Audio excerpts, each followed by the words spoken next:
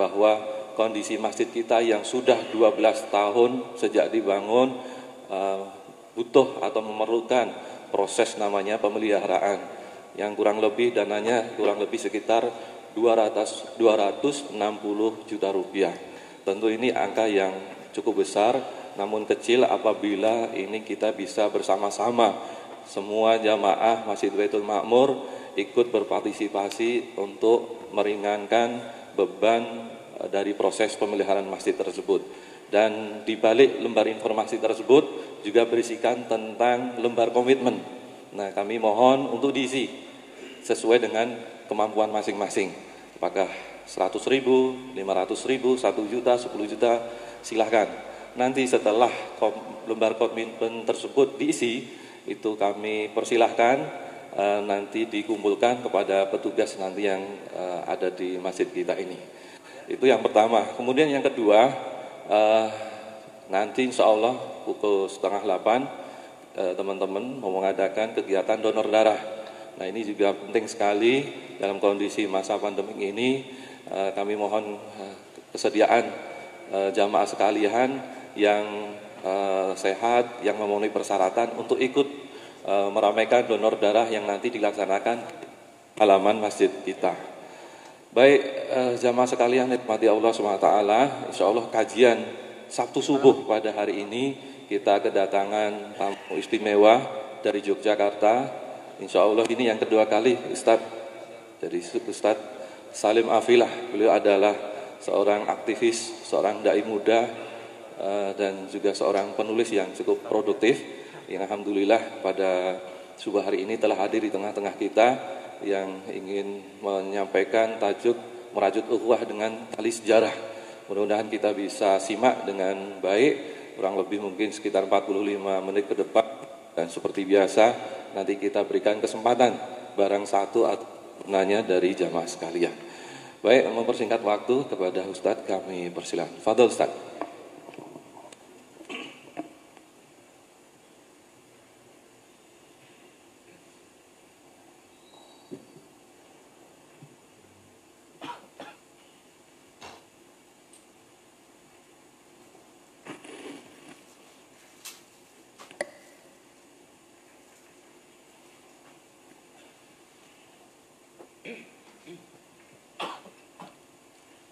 الحمد لله حق حمده الحمد لله حمدا كثيرا طيبا مباركا فيه نحمده ونستعينه ونستغفره ونستهديه ونتوب إليه ولا نعبد إلا إياه ونتوكل عليه اللهم فصل وسلم وبارك على سيدنا وحبيبنا وشفيعنا ومولانا محمد وعلى آله وعلى أصحابه وذرياته ومن سار على نهجه وسنى بسنته واهتدى بهديه إلى يوم لقاء ربه. أما بعد, حضرات المكرمين, para alim, para ulama, para asatid, para ustadzat, guru-guru umat yang kita ta'zimi,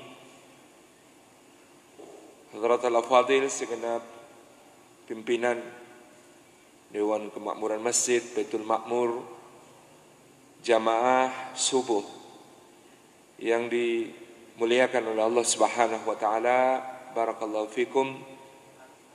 Puji syukur kehadirat Allah yang menghimpun kita semua di dalam lapis-lapis keberkahan, berkah di dalam waktunya. Bapak Ibu yang hadir mungkin atau telah berperjalanan sejak sepertiga malam terakhir, ketika Allah Subhanahu wa taala mendengar doa-doa kita. Berfirman ketika Dia turun dari langit menuju ke langit dunia dan mengatakan, manakah orang yang meminta ampunan akan aku ampuni, manakah yang meminta rahmatku aku rahmati, manakah yang meminta karuniaku akan aku anugerahi. Yang hadir kemudian mendapatkan 2 rakaat sunnah fajar yang lebih berharga daripada dunia seisinya. Lalu kita berhimpun di dalam sholat berjamaah subuh yang senilai dengan qiyamul lail semalam penuh yang inna Qur'an al-fajri kana mashhuda. Sesungguhnya bacaan Al-Quran dalam salat di waktu subuh itu disaksikan oleh para malaikat, disaksikan secara khusus dan berhimpun malaikat malam maupun malaikat siang. Yang kemudian Bapak Ibu semua ba'da subuh masih duduk, insyaallah nanti sampai syuruk, kemudian melaksanakan salatul isyraq, maka senilai dengan haji dan umrah di sisi Allah Subhanahu wa ta'ala. Dan kita berada di waktu yang didoakan oleh Nabi sallallahu alaihi wasallam, Allahumma barik li ummati fi bukuriha. Ya Allah, berkahi untuk umatku di waktu pagi-paginya mereka. Berkah pula di dalam tempatnya di masjid Allah, maka setiap langkah yang kita tempuh, tiap tapaknya menggugurkan dosa-dosa kita, meninggikan derajat kita di sisi Allah Subhanahu wa ta'ala, dan menjadi pemudah jalan kita semua menuju ke surga Allah Subhanahu wa ta'ala. Pun berkah di dalam apa yang kita laksanakan berupa majelis ilmu. Sebagaimana sabda Rasulullah sallallahu alaihi wa alihi wasallam, majtama'a qaumun fi baitin min buyutillah yatluna kitaballah wa yatadarasunahu bainahum illa ghashiyatuhumur rahmah wa haffathumul malaikah wa nazalat alaihimus sakinah wa dzakarahumullahu fi man 'indah. Tidak berhimpun satu kaum di satu rumah di antara rumah-rumah Allah, di dalamnya mereka membaca kitab Allah dan mengkaji isinya di antara mereka, melainkan keadaan mereka itu dicurah-curahi rahmat Allah, dinaungi sayap-sayap malaikat, diturunkan sakinah ke dalam hati mereka, dan disebut-sebut namanya dengan bangga pada makhluk-makhluk mulia yang ada di sisinya. Hadirin dan hadirat yang dimuliakan oleh Allah Subhanahu wa ta'ala, di antara ujian-ujian dakwah yang dialami oleh Nabi sallallahu alaihi wa alihi wasallam dan para sahabat radhiyallahu anhum ajma'in, amat berat yang harus mereka tanggung dalam fase dakwah di Makkah Al-Mukarramah. Pada saat dakwah dilaksanakan oleh Nabi sallallahu alaihi wasallam dengan jahriyah, dengan terang-terangan. Bermulalah berbagai tekanan, intimidasi kepada Nabi sallallahu alaihi wasallam dan para sahabat, juga berbagai tuduhan yang mereka lekatkan pada pribadi beliau sallallahu alaihi wasallam, bahwa mereka orang-orang kafir Quraisy menyebut beliau sebagai gila, sebagai penyihir, sebagai penyair, sebagai dukun. Pada satu kondisi Nabi SAW sedang rukuk, maka dijerat lehernya dengan tali. Di lain waktu Nabi SAW sedang sujud, diinjak kepala beliau. Di saat lain beliau sedang salat, kemudian dituangkan kotoran isi perut unta ke kepala dan punggung beliau sallallahu alaihi wasallam. Kemudian Nabi sallallahu alaihi wasallam harus menyaksikan bagaimana para sahabat radhiyallahu anhum ajma'in mengalami penyiksaan dan berbagai kezaliman, penganiayaan, yang ini lebih-lebih membuat hati beliau serasa teriris-iris. Bagaimana Bilal ditarik dari dalam kota menuju ke padang pasir. Terparut-parut punggung beliau oleh batu-batu pasir dan kerikil. Ditelentangkan di atas pasir yang membara, di bawah terik mentari yang membakar, ditindih dengan batu yang sangat berat di dada dan perutnya radhiyallahu anhu. Dicambuki oleh Umayyah bin Khalaf, sampai bahkan yang mencambuki pun kelelahan karenanya. Dan dia dengan istiqamah mengucapkan ahad, ahad, dengan keyakinan sepenuhnya bahwa Allah yang Maha Esa, tiada sekutu baginya. Kepadanya dia mengabdi dan tidak akan berpaling sama sekali. Maka Allah pun menurunkan pertolongannya melalui Sayyidina Abu Bakar As-Siddiq. Keluarga Yasir yang Sumayyah menjadi syahidah pertama dalam Islam, disiksa dan ditusuk dengan tombak oleh Abu Jahal, tembus dari selangkangan sampai ke kepala beliau radhiyallahu anha. Yasir yang kemudian disalib sampai mati. Ammar yang disiksa sampai terpaksa mengucapkan kalimat kekufuran. Khabbab ibnul Arat yang dipanggang di atas pasir dan besi, apinya menyala membuat melepuh-lepuh punggung beliau radhiyallahu anhu, sampai api di bawahnya tidaklah kemudian mati, melainkan karena lepuhan-lepuhan di punggung beliau radhiyallahu anhu kemudian pecah dan menetes-neteskan air. Maka bagaimanapun beliau Rasulullah sallallahu alaihi wasallam adalah manusia yang memiliki hati dan perasaan yang hidup, sehingga dengan keadaan tekanan-tekanan yang berat itu Allah Subhanahu wa taala memberikan penguatan-penguatan kepada beliau sallallahu alaihi wa alihi wasallam dengan menyampaikan firman-Nya. Di antara yang turun ketika itu, Allah Subhanahu wa taala menyatakan, a'udzubillahi minasyaitonir rajim. Bismillahirrahmanirrahim. Alam nashrah laka sadrak wa wada'na anka wizraka alladhi anqadha dhahrak wa rafa'na laka dhikrak fa inna ma'al usri yusran inna ma'al usri yusra fa idza faraghta fansab wa ila rabbika farghab. Sadaqallahul azim.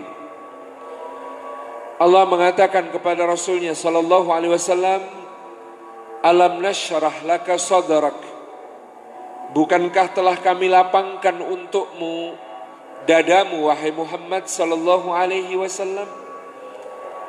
Maka Allah telah melapangkan dada Rasulullah sallallahu alaihi wasallam untuk menerima tugas risalah.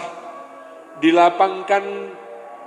Dalam tafsir Ibnu Katsir dinukil riwayat dari Sayyidina Abu Hurairah ketika beliau bertanya kepada Nabi sallallahu alaihi wasallam, "Ya Rasulullah, ceritakan kepada kami bagian awal dari kenabian yang mula-mula telah turun kepadamu." Maka Nabi sallallahu alaihi wasallam mengatakan, "Qad sa'alta ma sa'alta ya Abahir." Wahai Abu Hurairah, engkau telah menanyakan sesuatu yang belum pernah ditanyakan orang.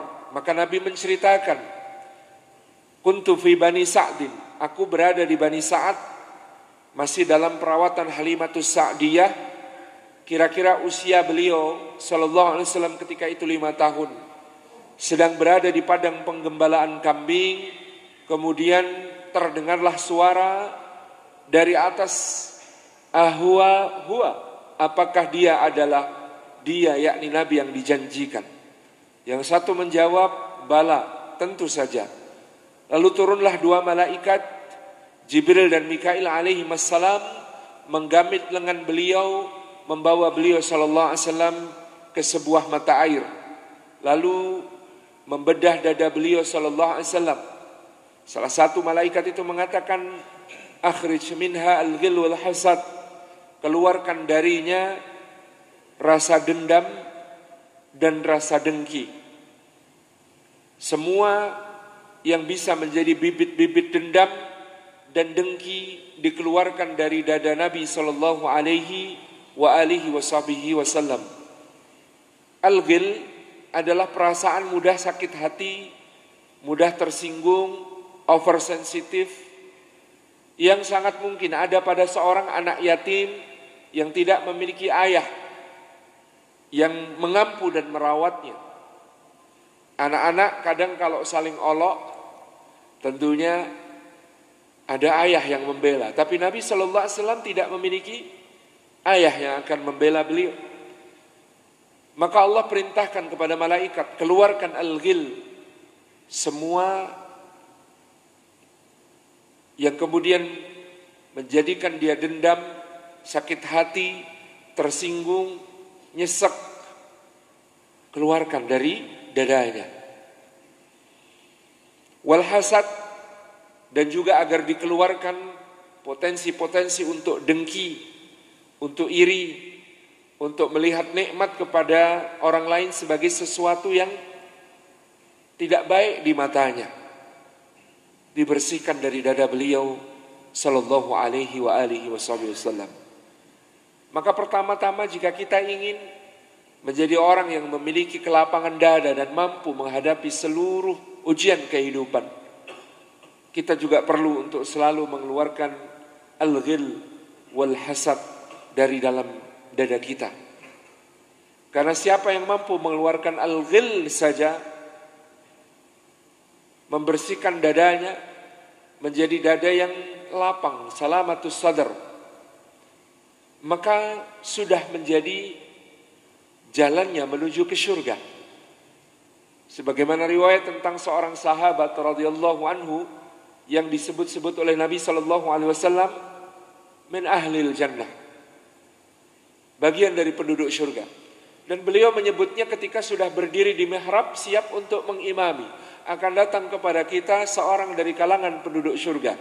Lalu orang itu datang dalam keadaan air wudhu masih menetes-netes dari janggutnya. Artinya apa, Pak? Orang yang disebut Rasulullah SAW sebagai ahli surga ini datangnya ke masjid mepet ketika Rasulullah sudah mau takbiratul ihram. Jadi dia minimalis, nggak datang awal, terus sholatnya ada sunnah, qobliyah, tahiyatul masjid, syukur wudhu. Enggak, datangnya mepet. Dan Abdullah bin Amr bin Al-As yang meriwayatkan hadis ini menceritakan ketika kami selesai salam, setelah itu dia sudah pergi, tidak ada di tempat. Jadi wiridannya enggak lama-lama juga zikir-zikirnya orang ini. Tapi disebut oleh Rasulullah SAW min ahlil jannah, ahli surga. Hari kedua sama, hari ketiga sama, disebut begitu. Maka Abdullah bin Amr bin Al-As sengaja mencari orang itu dan salat di sampingnya. Supaya apa? Nanti kalau orang ini pulang akan aku ikuti ke rumahnya, akan aku selidiki apa amal yang menjadi keunggulannya.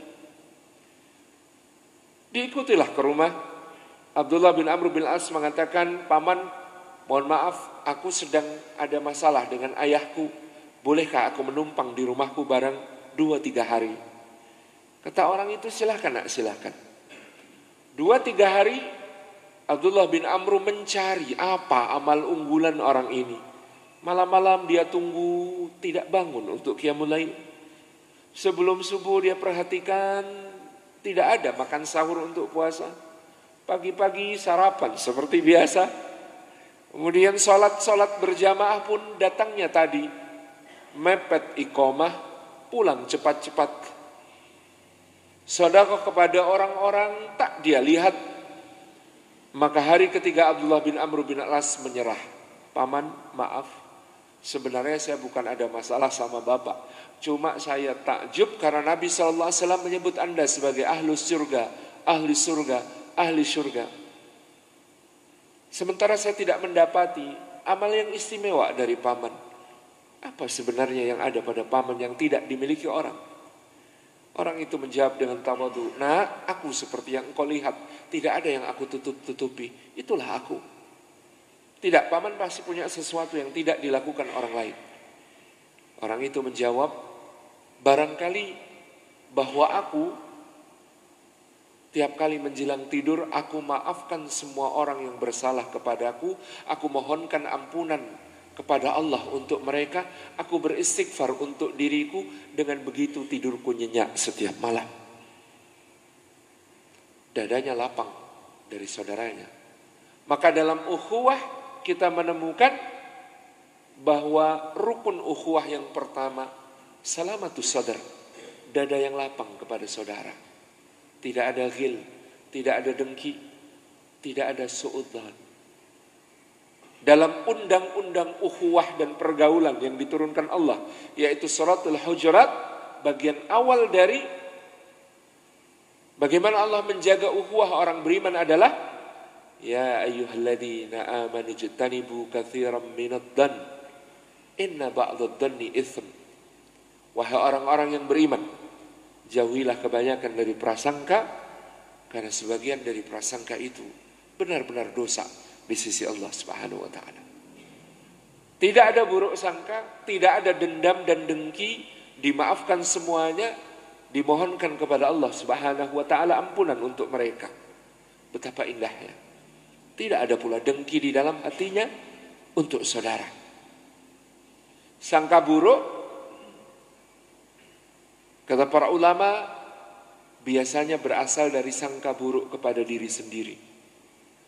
Orang berprasangka buruk kepada orang lain karena dia membayangkan seandainya dirinya menjadi orang itu, dia akan melakukan apa yang dia tuduhkan itu.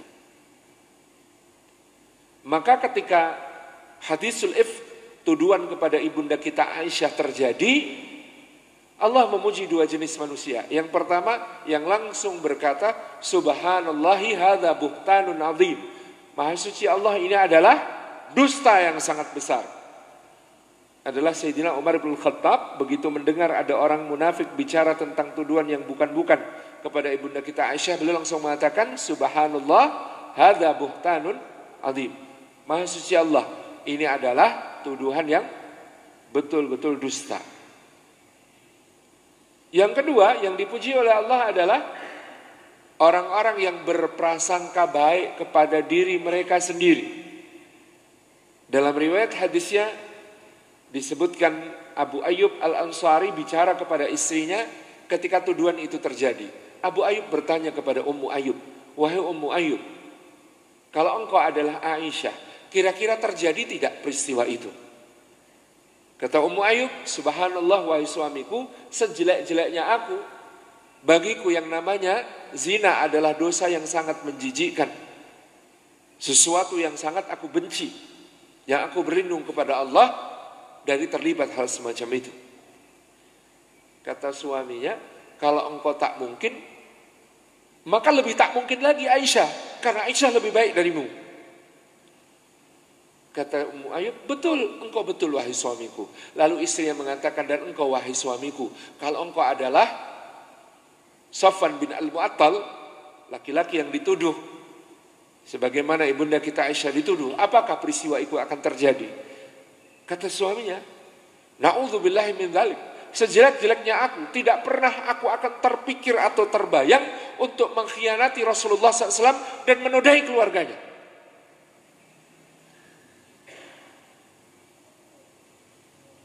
Kata istrinya, kalau engkau tidak mungkin, apalagi Safwan. Safwan lebih baik darimu. Kata suaminya, betul, engkau betul wahai istriku. Karena berprasangka baik kepada diri adalah pangkal berprasangka baik kepada orang lain. Demikian pula dengan salamatus sadar dan memaafkan. Sesungguhnya kita menemukan di dalam Al-Quran perintah untuk memohon ampun kepada Allah. Tapi kita tidak menemukan perintah untuk meminta maaf kepada sesama. Yang kita temukan adalah pujian untuk orang yang memaafkan, dorongan untuk memaafkan, janji yang baik bagi yang memaafkan, dan perintah untuk memaafkan. Allah Subhanahu wa taala mengatakan, wal kadhimin al-ghaidha wal 'afina 'anil nas, yaitu orang yang menahan amarah dan memaafkan manusia. Allah Subhanahu wa taala berfirman, "Wal ya'fu wal yasfahu, ala tuhibbuna ay yaghfirallahu lakum." Dan maafkanlah dan lapangkan dada kalian. Apakah kalian tidak suka kalau Allah mengampuni kalian? Karena kalian mudah pula untuk memaafkan sesama. Allah Subhanahu wa taala mengatakan, "Faman 'afa wa aslaha fa ajruhu 'ala Allah." Siapa yang memaafkan dan mendamaikan, berbuat kebaikan, maka pahalanya tak terhingga di sisi Allah. Allah Subhanahu wa taala mengatakan, "Khudil afwa wa'mur bil 'urfi wa'rid 'anil jahilin." Berikanlah maaf, perintahkan yang ma'ruf, dan berpalinglah dari orang yang berbuat jahil. Kenapa justru perintahnya, dorongannya, motivasinya, pahala besarnya, pujiannya untuk yang memaafkan, bukan yang minta maaf? Karena belum memaafkan jauh lebih menyiksa daripada belum minta maaf. Dan itu mengalihkan fokusnya manusia dari tugas utamanya untuk beribadah kepada Allah Subhanahu wa taala, untuk mengatakan inna salati wa nusuki wa mahyaya wa mamati lillahi rabbil alamin. Untuk berikrar bahwa sesungguhnya salatku, ibadahku, hidupku, matiku untuk Allah Rabb semesta alam. Ganggu sekali, Pak. Orang belum minta maaf, orang belum memaafkan. A belum minta maaf, B belum memaafkan. Mereka ketemu, si A santai-santai saja, si B salah tingkah, hatinya gak nyaman. Yang repot kalau Anda belum memaafkan imam masjid, jadi malas pergi ke masjid. Yang repot kalau yang salah kepada kita orang soleh, yang kesolehannya banyak, yang gara-gara itu setan membelokkan kita, bukan cuma gak seneng sama orangnya, tapi gak seneng sama aktivitasnya, gak pengen ketemu. Maka kita terjauhkan dari kebaikan-kebaikan. Secara ekstrim itu terjadi misalnya pada Abdullah bin Ubay bin Salul. Abdullah bin Ubay bin Salul itu ketika Aus dan Khazraj berperang lalu berdamai, disepakati untuk menjadi raja baru di Madinah. Jadi Aus dan Khazraj itu perang Bu'ats ya selama 30 tahun. Ketika mereka damai, mereka sepakat, ini mau kita angkat jadi raja.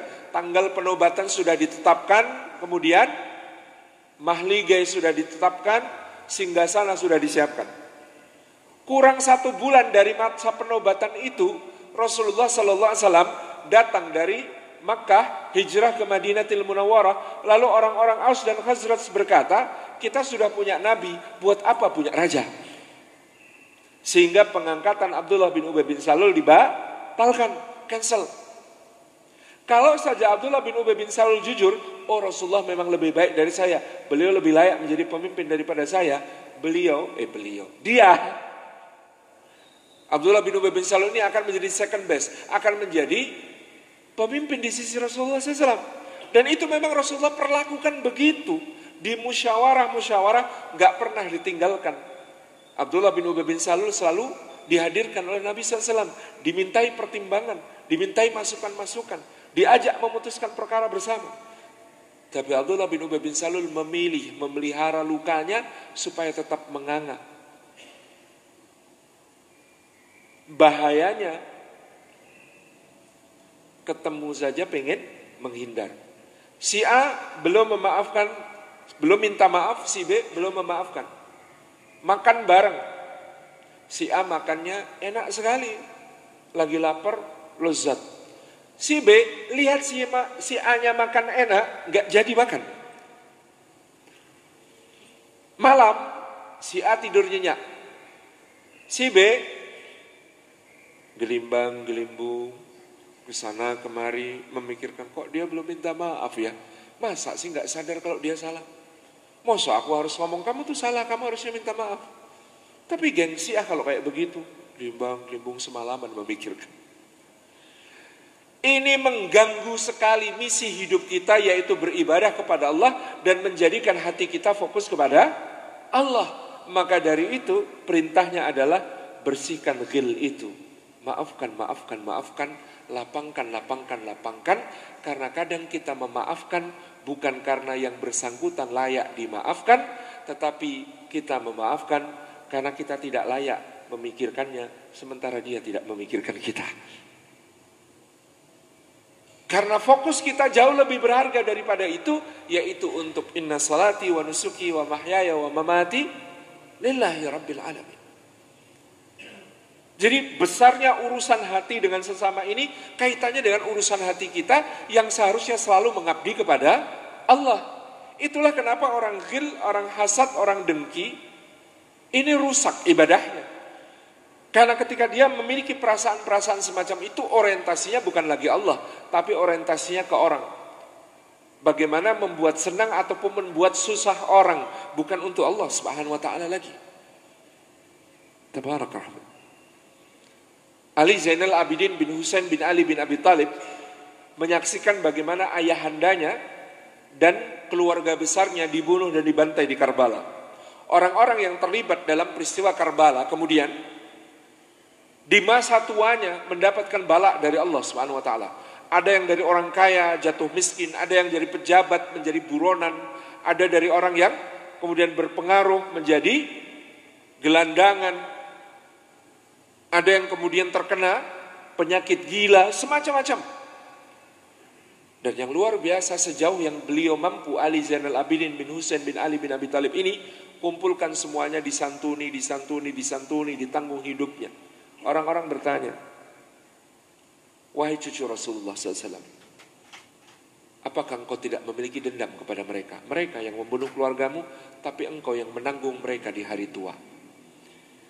Kata Sayyidina Ali Zainal Abidin bin Husain bin Ali bin Abi Thalib, dendam itu seperti menenggak racun ke mulut kita sendiri, tapi kita berharap orang lain yang mati karenanya. Apakah itu pekerjaan orang yang berakal?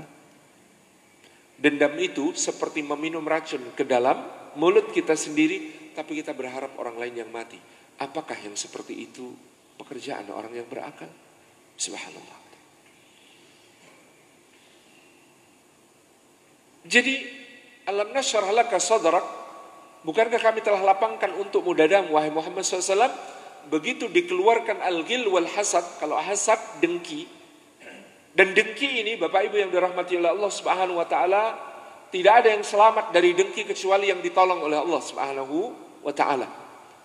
Karena dengki bisa melahirkan dosa-dosa yang jauh lebih besar dari itu. Apa yang dirasakan iblis ketika Allah mengangkatnya ke alam malakut, karena dia dalam hadis riwayat Imam Ahmad pernah berdiri memuliakan Allah 40.000 tahun, rukuk memuliakan Allah 40.000 tahun, sujud memuliakan Allah 40.000 tahun. Maka dari jin diangkat kedudukannya ke alam malakut setara dengan para malaikat. Lalu Allah Subhanahu wa taala menciptakan makhluk yang baru, Adam alaihi salam. Dan tiba-tiba Adam dimuliakan sampai-sampai malaikat dan dia, iblis, diperintahkan sujud kepadanya. Bukankah cita-citanya iblis adalah menjadi makhluk yang paling disayang oleh Allah? Iya, dia masih selamat ketika menjaga niat itu sampai di situ. Tapi ketika dia merasa terganggu bahwa ada makhluk lain yang lebih disayang oleh Allah, kena dia di penyakit dengki.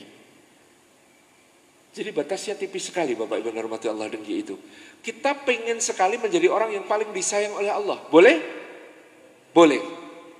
Tapi ketika kita merasa terganggu bahwa ada orang yang lebih disayang Allah daripada kita, itu masalah. Itulah yang terjadi pada iblis. Allahu yarham Kiai Zainal Abidin Munawir Krapyak pernah membuat jamaah ternya ketika kemudian beliau mengatakan, lah iya, di mana salahnya iblis? Apa salahnya kepingin menjadi orang yang paling disayang sama Allah? Enggak, sampai situ enggak ada salahnya. Salahnya adalah dia merasa terganggu ketika ada orang yang lebih disayang oleh Allah SWT. Ini dengki bukan soal mobil, Pak. Ini dengki bukan soal rumah, Pak. Ini dengki bukan soal istri yang cantik, Pak. Ini dengki yang sifatnya sangat ukhrawi dalam tanda kutip. Siapa yang lebih disayang Allah, aku atau engkau?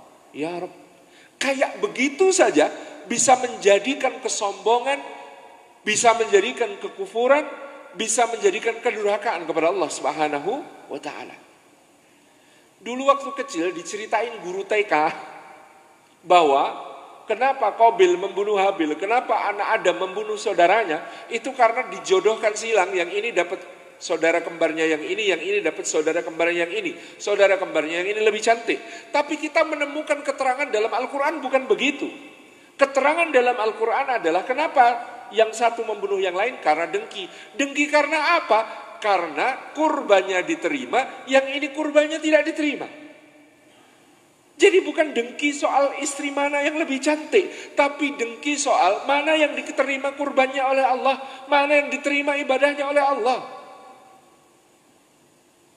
Ini kan dengkinya dalam tanda kutip ukhrawi lagi, soal ibadah. Tabarakar Rahman. Maka tidak ada yang selamat dari dengki kecuali yang ditolong oleh Allah.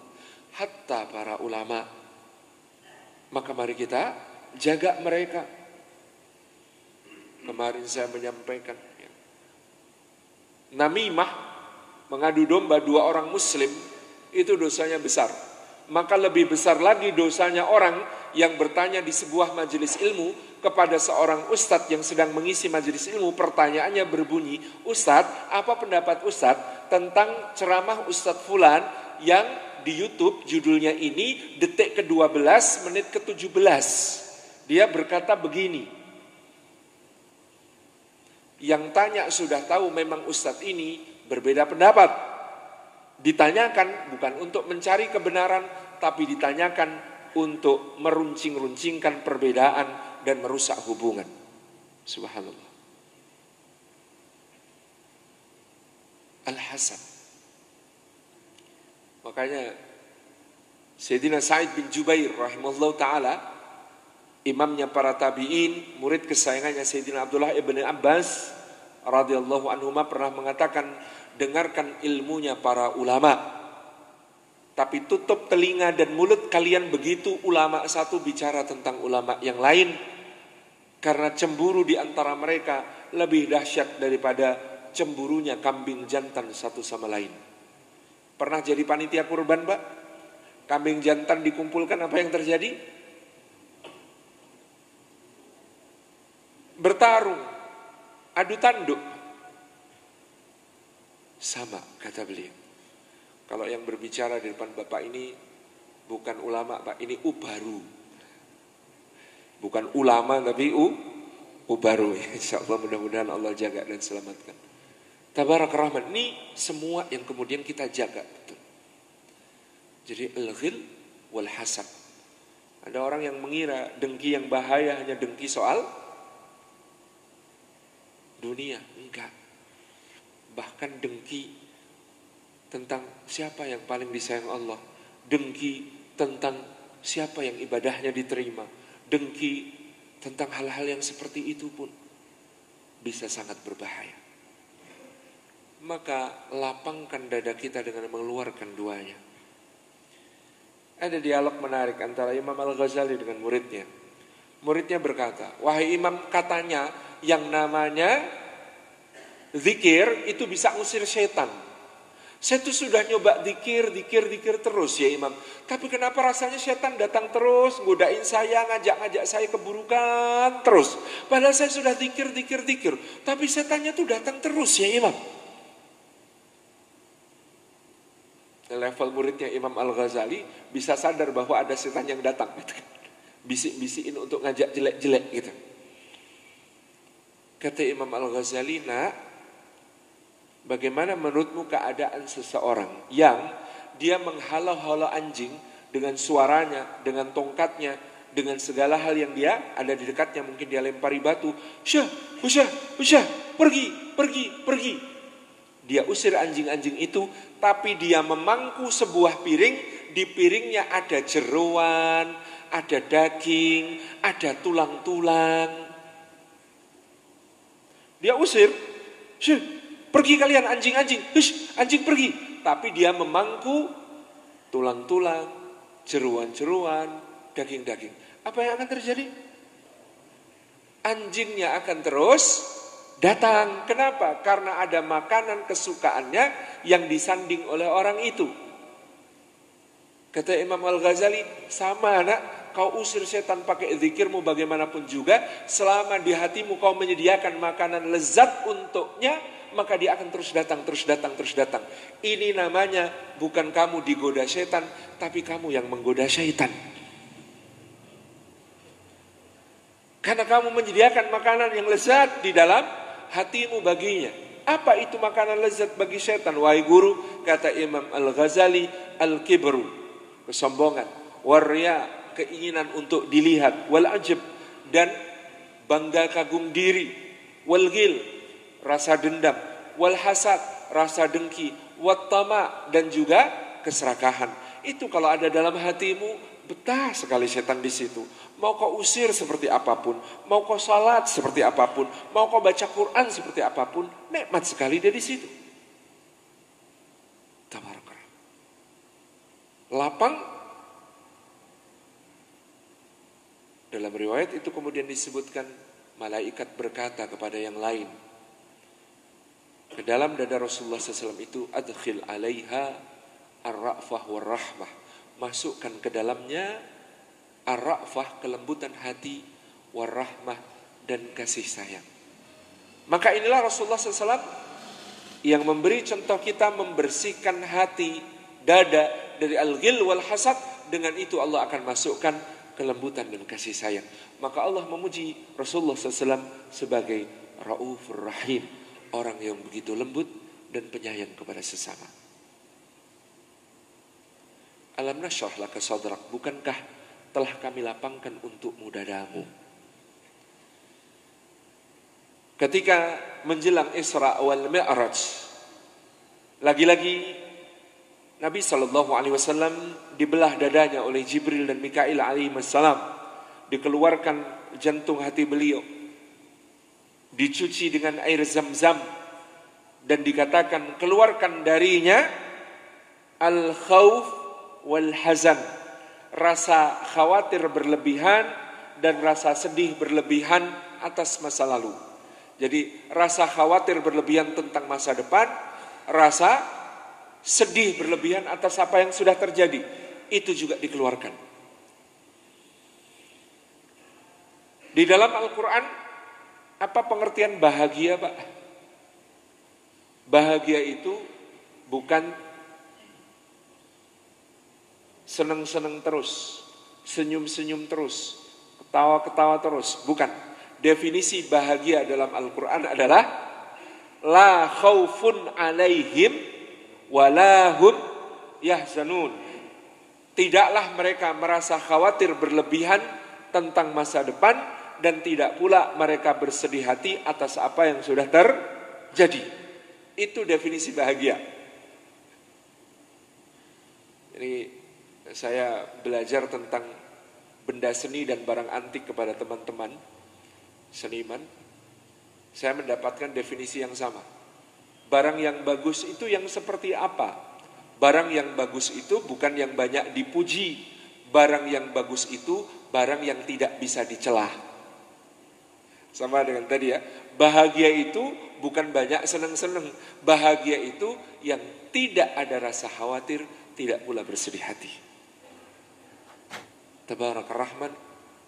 Maka orang mukmin itu yang menjadi wali-wali kekasih Allah, ala inna awliya illahi la khawfun alaihim walahum yahzanun. Ingatlah bahwa semua kekasih-kekasih Allah itu, yaitu orang-orang yang tidak ada kekhawatiran atas mereka, tidak pula mereka bersedih hati. Itu yang diambil dari Nabi SAW. Tahun itu disebut tahun Amul Huzn. Khadijah sudah wafat, Abu Talib sudah meninggal, dakwah di Makkah rasanya buntu, tidak ada lagi yang bisa kemudian diajak masuk Islam. Pergi ke Taif beliau diusir, disakiti, dilempari dengan batu, sampai menengadahkan tangan ke langit mengatakan, ya Rabb, Allahumma inni ashku ilaika dha'fa quwwati wa qillata hilati. Ya Allah, aku adukan kepadamu lemahnya kekuatanku, sedikitnya daya upayaku. Tabarakar Rahman. Alam nashrah laka sadrak. Bukankah kami telah lapangkan untukmu dadamu, wahai Muhammad sallallahu alaihi wasallam. Maka kalian wahai umatnya Muhammad sallallahu alaihi wasallam, tidakkah kalian menginginkan untuk melapangkan dada seperti dada Rasulullah sallallahu alaihi wasallam, yang dengan itu kalian akan bersama dengan Rasulullah sallallahu alaihi wasallam di surga. Alam nashrah laka sadrak wa wada'na anka wizraka alladhi anqadha dhahrak. Allah mengatakan, dan bukankah telah kami letakkan beban yang memberati punggungmu wahai Muhammad sallallahu alaihi wasallam. Apa beban yang memberati punggung Rasulullah sallallahu alaihi wasallam? Yang digambarkan Allah Subhanahu wa taala, fala'allaka bakhi'un nafsaka alla yakunu mu'minin. Fala'allaka bakhi'un nafsaka illam yu'minu bihadzal hadisi asafa. Maka hampir-hampir kamu wahai Muhammad SAW membinasakan dirimu sendiri karena mereka tidak mau beriman. Hampir-hampir engkau wahai Muhammad SAW membinasakan dirimu sendiri dengan rasa sesal karena mereka tidak mau beriman kepada apa yang diturunkan oleh Allah dan untuk engkau sampaikan. Apa yang membuat beban Rasulullah? Bayangkan, Rasulullah SAW itu hidup 40 tahun di tengah masyarakat Quraisy sebagai seorang yang dikenal sangat baik, sangat jujur, sangat amanah, sangat dermawan. Luar biasa kebaikannya. Tidak ada satupun yang meragukan kata-kata beliau. Dijuluki beliau Al-Amin oleh orang. 40 tahun. Dan yang keluar dari lisan beliau adalah kejujuran dari kata-kata beliau sendiri. Lalu turun wahyu kepada beliau SAW. Beliau harus menyampaikan Al-Quranul Karim yang berasal dari Allah. Lalu manusia tidak mau beriman kepada kalimat itu. Yang dirasakan Rasulullah adalah, ya Allah, aku dulu bicara dengan kejujuranku sendiri dan orang-orang menjulukiku Al-Amin. Sekarang aku bicara dengan kebenaran dari sisimu, lalu orang-orang mengatakan kami mendustakanmu wahai Muhammad. Engkau gila, engkau penyihir, engkau penyair, engkau dukun. Beban yang luar biasa. Kita ngomong, dengan omongan kita sendiri orang percaya. Tapi kita membacakan Al-Quran, firman-Nya Allah Subhanahu wa taala, lalu orang tidak percaya. Kayak apa bebannya Rasulullah SAW? Berat. Maka Allah menghibur beliau. Innal ladzina kafaru sawa'un 'alaihim anzartahum am lam tunzirhum la yu'minun. Wahai Muhammad, orang-orang kafir itu kau beri peringatan atau tidak kau beri peringatan sama saja bagi mereka. Mereka tidak akan mau beriman. Lalu Rasulullah SAW masih mengatakan kepada Rabbnya Jalla Jalaluh, ya Rabbi, kalau memberi peringatan atau tidak memberi peringatan sama saja bagi mereka, maka hambamu ini akan terus memberi peringatan kepada mereka. Menunjukkan tanggung jawabnya Rasulullah SAW yang luar biasa. Maka Allah menghibur lagi, beliau mengatakan, wa ma 'alaika illal balaghul mubin. Tidak ada yang menjadi kewajibanmu, tugasmu, kecuali untuk menyampaikan secara jelas. Setelah itu, siapa yang punya hak untuk memberi hidayah? Allah. Innaka la tahdi man ahbabta, walakinallaha yahdi man yasha' ila siratim mustaqim. Sesungguhnya engkau wahai Muhammad tidak bisa memberi hidayah kepada siapa yang engkau kehendaki. Tapi Allah yang memberi hidayah kepada yang dikehendakinya. Engkau tidak bisa memberi hidayah kepada yang engkau cintai. Tapi Allah yang memberi hidayah kepada siapapun yang dikehendaki menuju jalan yang lurus. Itulah kenapa kepada orang lain sebagai manusia kita tidak pernah boleh sombong. Ikhwan, pilih mana? Menikah dengan wanita solehah tapi biasa-biasa saja, atau wanita cantik tapi belum salihah. Misalnya saya pilih yang cantik, insya Allah nanti saya didik jadi salihah. Are you sure? Yakin? Bukan nanti kamu yang dididik jadi tidak soleh. Subhanallah. Rasulullah SAW bahkan tidak bisa meyakinkan pamannya Radhi Abu Talib untuk mengucapkan kalimat syahadat. Padahal seperti apa pembinaan, pembelaan perlindungan yang diberikan Abu Talib dalam dakwah. Wa ma 'alaika illal balaghul mubin. Maka Allah katakan kepada Rasulullah SAW, tanggung jawabmu hanya menyampaikan, selesai. Tugasmu hanya berjuang, bukan untuk berhasil. Karena berjuang itu lebih mulia daripada berhasil, Bapak Ibu yang dirahmati Allah. Bukti, Sayyidah Hajar ketika diuji oleh Allah Subhanahu wa taala, ditinggalkan oleh Sayyidina Ibrahim alaihissalam di lembah Bakkah yang tidak ada tanaman-tanamannya itu, yang kering, tandus, gersang, bersama bayi yang masih merah. Akhirnya bekal yang ditinggalkan suaminya habis. Dengan sisa-sisa tenaga karena bayinya menangis, dia naik ke Bukit Safa, melihat ke kanan ke kiri, mendaki bukit terjal berbatu-batu, kerikil-kerikil yang lepas, yang licin. Lalu dia berlari ke arah Marwah. Tidak seperti kita sekarang, tertutup atap, AC-nya sejuk, jalurnya rata, gitu ya. Yang ditempuh oleh Hajar waktu itu betul-betul sebuah perjuangan yang luar biasa. Ke Marwah, balik Safa lagi, balik Marwah lagi, balik Safa lagi, balik Marwah. 7 kali berjuang. Mencari di situ. Di mana kemudian Allah menurunkan pertolongan bagi hamba yang bertakwa, pertolongan dan rizkinya itu dari arah yang tidak disangka-sangka. Ternyata dari dekat kaki Ismail, Jibril alaihissalam memukulkan sayapnya, kemudian memancar mata air di sana. Kalau saya jadi Hajar, mungkin kalimat pertama saya, ya Allah, enggak dari tadi loh ya. Sudah bolak-balik sini, airnya muncul di kaki Sabai. Tapi perhatikan bahwa sampai sekarang yang kita ulangi sebagai bagian dari manasik, sa'inya atau minum air zam-zamnya. Perjuangannya atau hasilnya.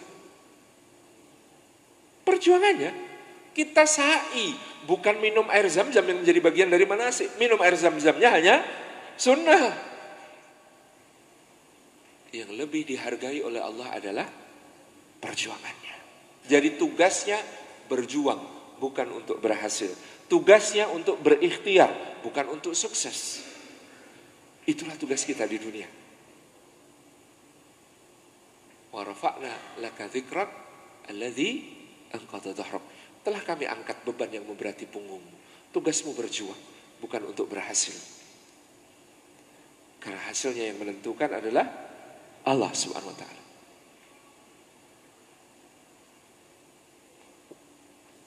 Wa wada'na anka wizraka alladzi anqadha dhahrak wa rafa'na laka dzikrak. Kemudian Allah mengatakan, dan kami telah tinggikan sebutan namamu di sisi kami.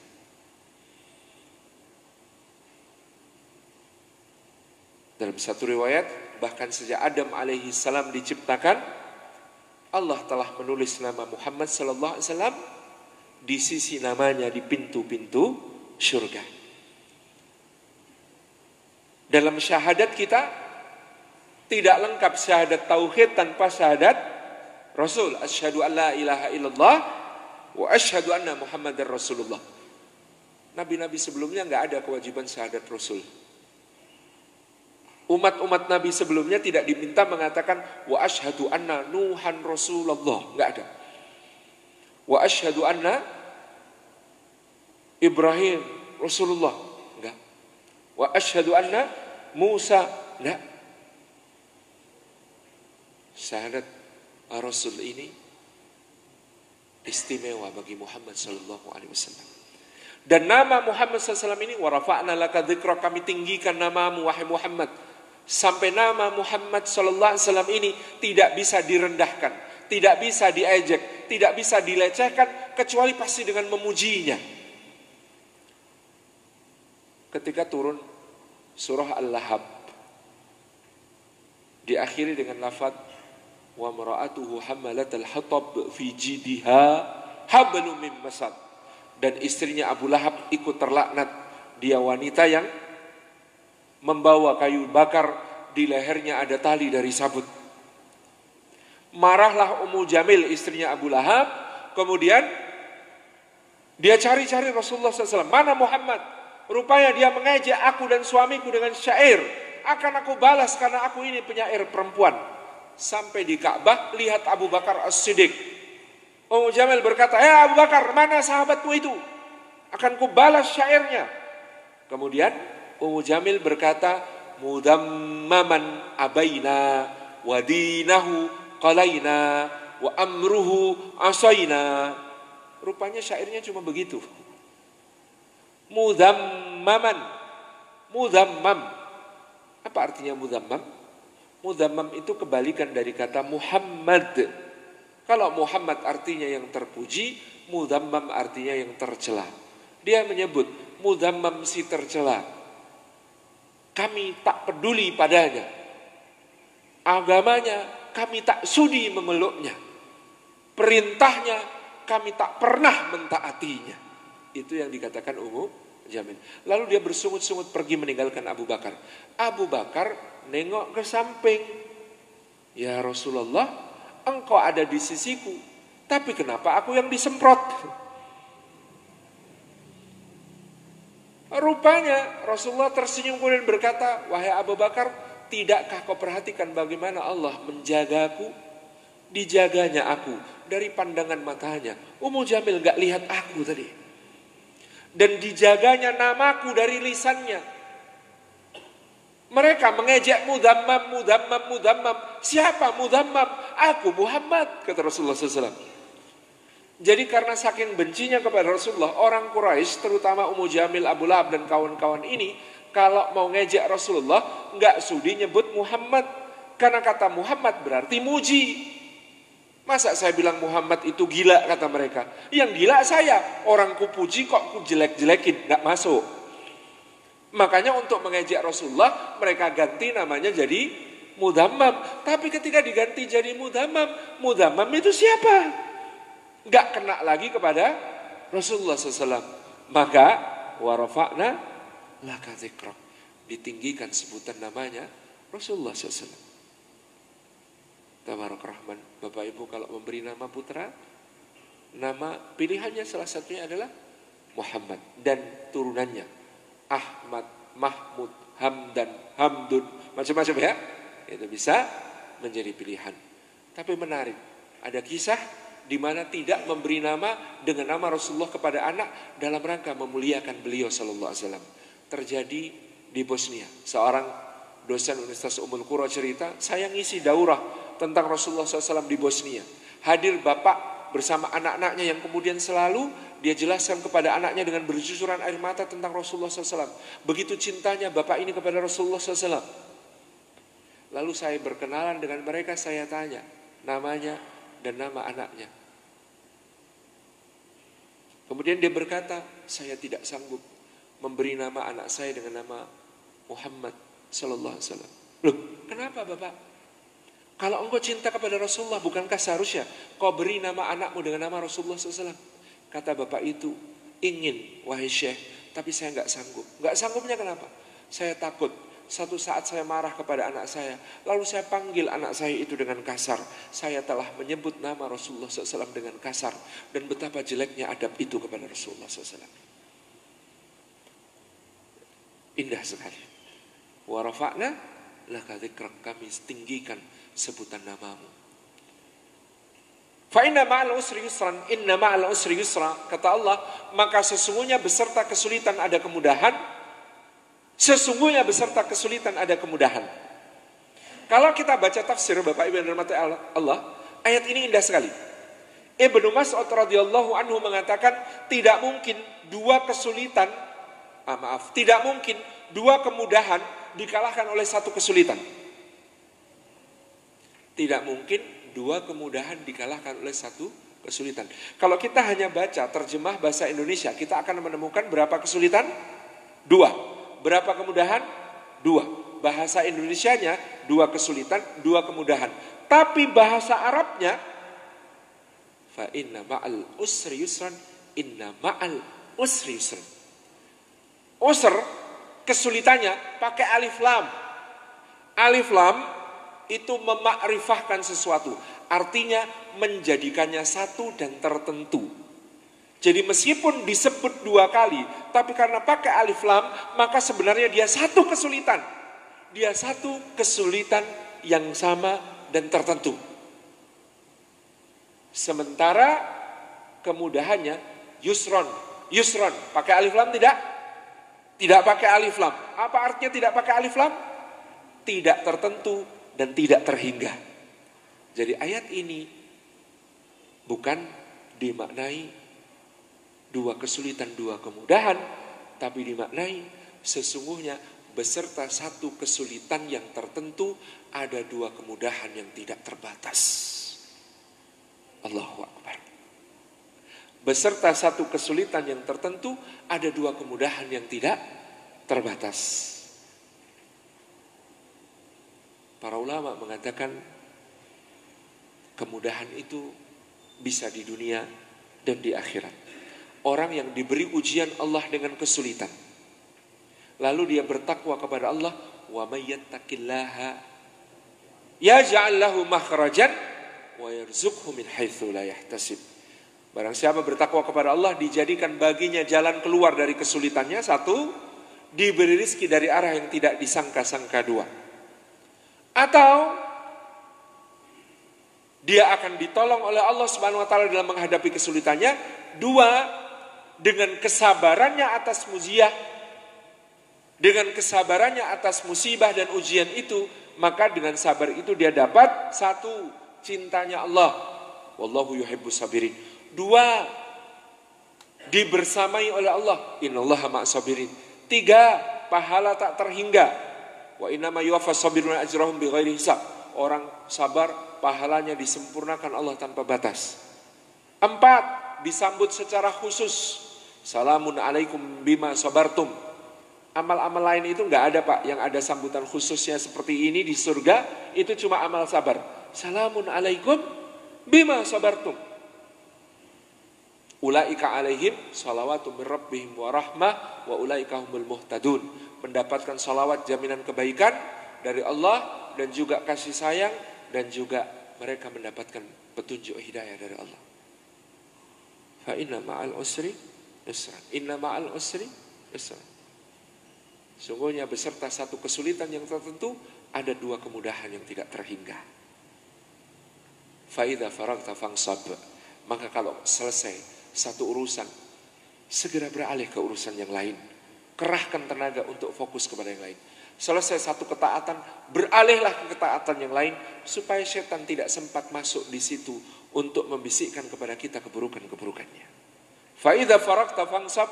Selesai satu urusan, segera kerjakan urusan yang lain. Isi hati dengan niat-niat kebaikan yang tak habis-habis, tunaikan sejauh kemampuan, selesaikan, lalu terus beramal saleh. Wa ila rabbika farghab. Dan hanya kepada Allah kita berharap. Hanya kepada Allah kita mencinta. Hanya kepada Allah Subhanahu wa taala kita memohon balasan atas amal-amal saleh tersebut. Jazakumullah khairan. Kami kembalikan kepada pembawa acara. Mohon maaf atas segala yang kurang berkenan. Wallahul muwaffiq ila aqwamit thariq. Assalamualaikum warahmatullahi wabarakatuh. Waalaikumsalam warahmatullahi wabarakatuh. Demikian tadi kajian yang sudah kita